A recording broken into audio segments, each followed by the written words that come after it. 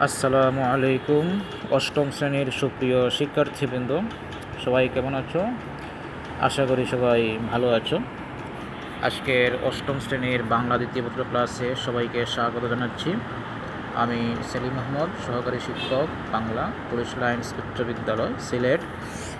আজকে আমরা বাংলা দ্বিতীয় পত্রের ধাতু ও ক্রিয়াপদ ক্লাস করব। আমরা এর আগে ক্রিয়াপদ সম্পর্কে পড়ছিলাম একটা ক্লাসে। ক্রিয়াপদ সম্পর্কে বিশ্লেষণ করেছিলাম, তার প্রকারভেদ আমরা আলোচনা করেছিলাম। আজকে আমরা যেটা আগে আলোচনা করার দরকার কিন্তু সেটা হয় নাই, আজকে আমরা সেই গুরুত্বপূর্ণ বিষয় ধাতু নিয়ে আমরা আলোচনা করব। তাই আজকের পাঠ হচ্ছে ধাতু ও ক্রিয়াপদ। প্রথমে এখানে ধাতু বুঝতে হলে ক্রিয়াপদ বুঝতে হবে। যেমন আমি একটা এখানে চিত্র দেখালাম, গাছের চিত্র। সেই গাছটা হলো কোত্থেকে, তার শিকড়টা কোথায় আছে? মাটির নিচে। হ্যাঁ, সেই গাছের ডালপালা অনেক বিস্তৃতি কিন্তু ঘটেছে, কিন্তু তার শিকড়টা কিন্তু মাটির নিচে। ঠিক তেমনি ধাতুর অবস্থানটা কিন্তু ক্রিয়াপদের শিকড়ে। তাহলে ক্রিয়াপদের শিকড় অনুসন্ধান করলে আমরা ধাতু পেয়ে যাব।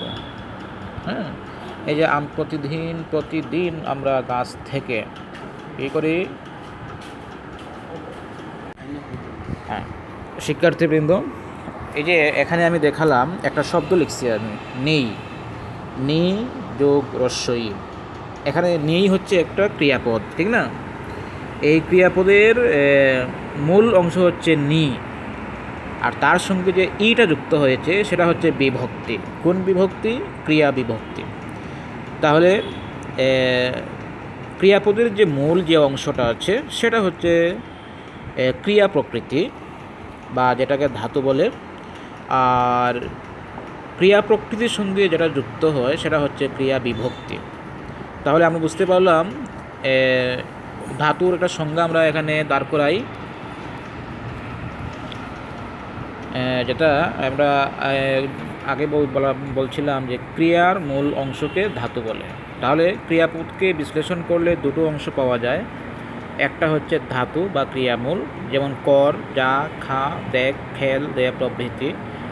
আর 2 নম্বর হচ্ছে ক্রিয়া বিভক্তি, যেটা ক্রিয়ামূলের সঙ্গে যুক্ত হয় সেটা হচ্ছে ক্রিয়া বিভক্তি। এরপরে আসো ধাতুর প্রকারভেদ। ধাতু হচ্ছে 3 প্রকার। 1 নম্বর মৌলিক ধাতু। মৌলিক ধাতু কাকে বলে? যেসব ধাতু বিশ্লেষণ করা যায় না সেসব ধাতুই মৌলিক ধাতু, যেমন কর, চল, পর, পা, খা, যা প্রভৃতি। তাহলে মৌলিক ধাতুটা মনে রাখবা, যেটাকে কী করা যায় না, বিশ্লেষণ করা যায় না, ভাঙ্গা যায় না, যেটা ওইটা। 2 নম্বর হচ্ছে সাধিত ধাতু। মৌলিক ধাতু বা নাম শব্দের পরে আ প্রত্যয় যুগে যে ধাতু গঠিত হয় সেটি হচ্ছে সাধিত ধাতু। যেমন কর যোগ আ সমান সমান করা, এই যে করের সঙ্গে আ প্রত্যয় যুক্ত হলো। দেখ যোগ আ দেখা, এই যে আ প্রত্যয়টা যুক্ত হলো সেটা হচ্ছে সাধিত ধাতু। তাহলে মৌলিক ধাতু এবং সাধিত ধাতু অবশ্যই তোমরা বুঝতে পারছো। 3 নম্বর যৌগিক ধাতু। বিশেষ্য, বিশেষণ বা ধন্যাত্মক অব্যয়ের সাথে কর, তে, ক, পা, খা ইত্যাদি মৌলিক ধাতু মিলিত হয়ে যে নতুন ধাতু গঠিত হয় সেটি হচ্ছে যৌগিক ধাতু। যেমন বয় কর, ভালো হ, টনটন কর, এগুলো কিন্তু যৌগিক, জোড়া লাগানো ধাতু, সেগুলোকে বলা হয় যৌগিক ধাতু। যেসব অব্যয় অব্যক্ত রব, শব্দ বা ধ্বনির অনুকরণে গঠিত হয় সেগুলোকে বলা হয় ধন্যাত্মক অব্যয় বা অনুকার অব্যয়। এই যৌগিক ধাতুর সংজ্ঞাটা জানতে গিয়ে আমরা এখানে বলেছিলাম বিশেষ্য, বিশেষণ বা ধন্যাত্মক অব্যয়। এখানে বিশেষ্য আমরা পড়েছি, বিশেষণও পড়েছি।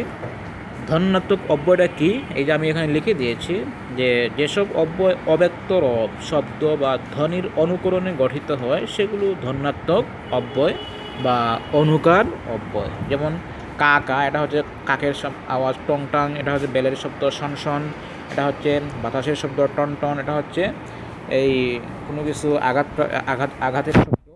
এগুলো হচ্ছে ধন্যাত্মক অব্যয়, মনে রাখবে এটা। তাহলে আমরা ক্রিয়াপদ 3 প্রকার, এই 3 প্রকার কিন্তু আমরা পেয়ে গেছি।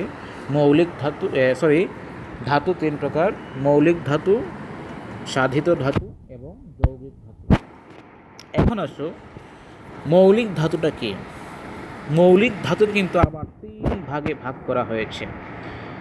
আমরা এর আগে সংজ্ঞা করেছি, মৌলিক ধাতুর সংজ্ঞা করেছি, এখন আর বলা দরকার নাই। শুধু এটা মনে রাখবে, মৌলিক ধাতুর অপর নাম হচ্ছে স্বয়ংসিদ্ধ ধাতু। এই মৌলিক ধাতু হচ্ছে 3 প্রকার: 1 সংস্কৃত ধাতু, 2 বাংলা ধাতু, 3 বিদেশাগত ধাতু। তাহলে সংস্কৃত ধাতু কি একটু জেনে নিই আমরা। তৎসম ক্রিয়াপদের মূলকে সংস্কৃত ধাতু বলে। তৎ মানে তার, তার হচ্ছে কার? সংস্কৃতের। সম মানে হচ্ছে সমান, হ্যাঁ, তার সমান মানে সংস্কৃতের সমান। যেমন অঙ্ক যোগ অন, অঙ্কন। আমরা বলি না, ছোটদের চিত্রাঙ্কন প্রতিযোগিতায় বিথু প্রথম হয়েছে। ক্রি যোগ তব্য, কর্তব্য। যেমন আমরা বলি ছাত্রদের কর্তব্য লেখাপড়া করা। এটা হচ্ছে সংস্কৃত ধাতু। 2 বাংলা ধাতু। যেসব ধাতু সংস্কৃত থেকে প্রাকৃতের মাধ্যমে পরিবর্তিত হয়ে বাংলায় ব্যবহৃত হয় সেসব ধাতুই বাংলা ধাতু বা খাঁটি বাংলা ধাতু। যেমন আখ যোগ আ সমান সমান আকা, কর যোগ অ সমান সমান কর। এখানে উদাহরণ দিয়েও আমি দেখিয়েছি, সেটা বাংলা ধাতু।